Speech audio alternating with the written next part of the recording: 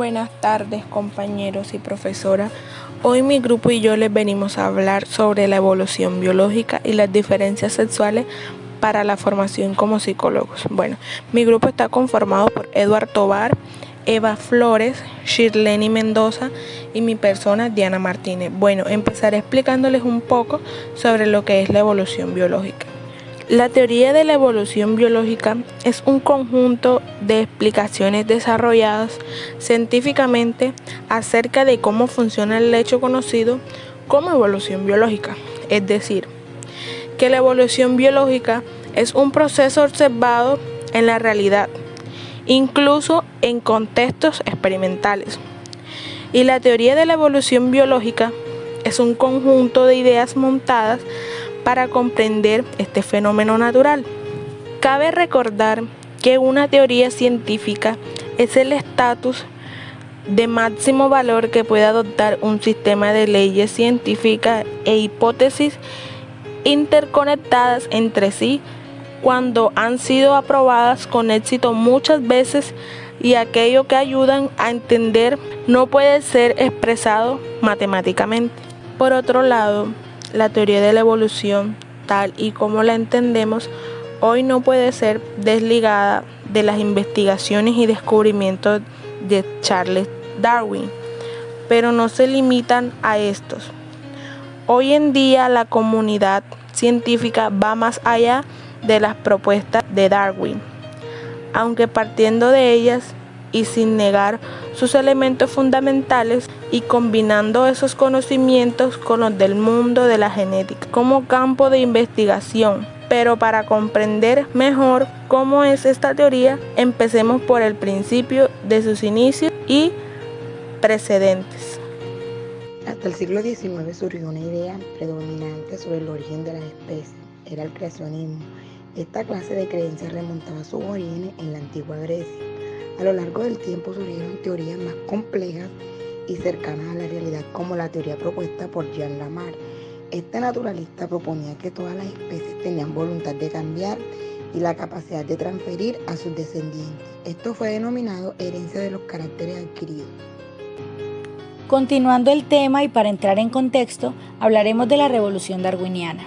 Con la aparición de la obra El origen de las especies del naturalista británico Charles Darwin en 1859, se establece definitivamente la idea de la evolución y en ella se recopiló e interpretó numerosas observaciones y experimentos a partir de diversas disciplinas de la investigación, lo que presentó como argumento irrefutable, además de la selección natural, para explicar las adaptaciones complejas de los seres vivos.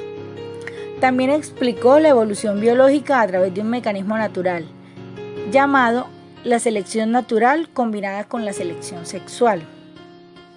Esta coincide curiosamente con investigaciones similares realizadas también por el naturalista británico Alfred Russel Wallace, que llega a conclusiones casi idénticas sin haber tenido contacto alguno con él.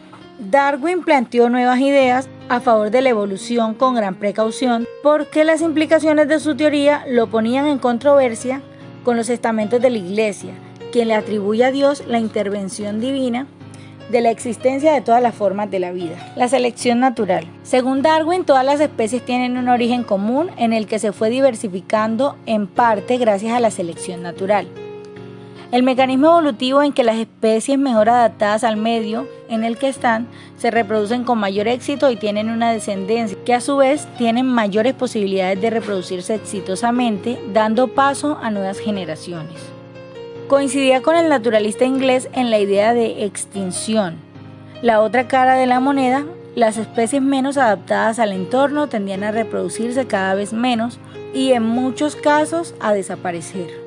Lo que caracteriza este proceso, según Darwin, era el carácter natural que ocurría de manera automática, ajeno a la influencia sobrenatural, es decir, a la intervención divina. Un ejemplo dado por Darwin acerca de la reproducción es que ésta se daba de la misma manera en que una bola de nieve se hacía cada vez más grande por la influencia de la fuerza de gravedad aplicada sobre las laderas de una montaña. Es decir, cuando la nieve se desprendía de la montaña, y empezaba a correr montaña abajo, valga la redundancia, esta al hacer contacto con más nieve se iba volviendo cada vez más grande. La selección sexual. Este es otro mecanismo evolutivo de la teoría de Darwin, consistente en el conjunto de disposiciones naturales y de comportamientos que hacen que ciertos individuos sean vistos como más deseables para tener descendencia con ellos y otros menos deseables. La selección sexual realiza un doble juego. Por un lado, se complementa con la selección natural, porque aporta elementos que explican que ciertos individuos tengan un mayor éxito reproductivo que otros. Pero por el otro lado, juega un papel en su contra, ya que aquí hay rasgos que pueden resultar ventajosos desde el punto de vista de la selección sexual. Es decir, el resultado de la interacción con el medio, con las excepciones de las posibles parejas reproductivas. Un ejemplo de la selección sexual, teniéndolo como clave, sería el pavo real, porque al tener su cola larga, se le facilita encontrar pareja, es decir, su cola lo hace muy llamativo para el sexo femenino y es muy fácil conseguir su pareja. Las diferencias sexuales. Una diferencia de sexo es una distinción por las características biológicas y fisiológicas asociadas típicamente con hembras o machos de una especie. Es la condición orgánica que distingue a los hombres de las mujeres. Como el sexo biológico está programado por el sexo cromosomático, genotipo sexual de un organismo. Durante varias etapas de su desarrollo se define su fenotipo sexual. En función de cómo se produzca, pueden coincidir o divergir. Si no coinciden, se determina la anomalía ontológica, conocida como intersexualidad. Desde la perspectiva psicológica, el género es una categoría en la que se articulan tres elementos básicos, tales como la asignación de género. Esta se realiza en el momento del nacimiento de la persona, a partir de la apariencia externa de sus genitales. También está la identidad de género, que es el esquema ideoafectivo más primario, consciente e inconsciente de la apariencia de un sexo y no al otro. Se establece más o menos a la misma edad a la que se adquiere el lenguaje, entre los 2 y 3 años, y es anterior al conocimiento de la diferencia anatómica entre los sexos. Y por último, el rol de género, que es el conjunto de deberes, aprobaciones, prohibiciones y expectativas acerca del comportamiento social, apropiados para la persona que posee un mismo sexo determinado. Siguiendo con la diferencia, los y las cientistas sociales utilizan dos términos distintos para referirse a las diferencias biológicas y aquellas construidas socialmente. Estos son sexo y género, aun cuando ambos se relacionan con las diferencias entre hombres y mujeres. Las nociones de género y sexo tienen connotaciones distintas. El sexo se refiere a las diferencias y características biológicas, anatómicas, fisiológicas y cromosomáticas de los seres humanos, que lo definen como hombres y mujeres.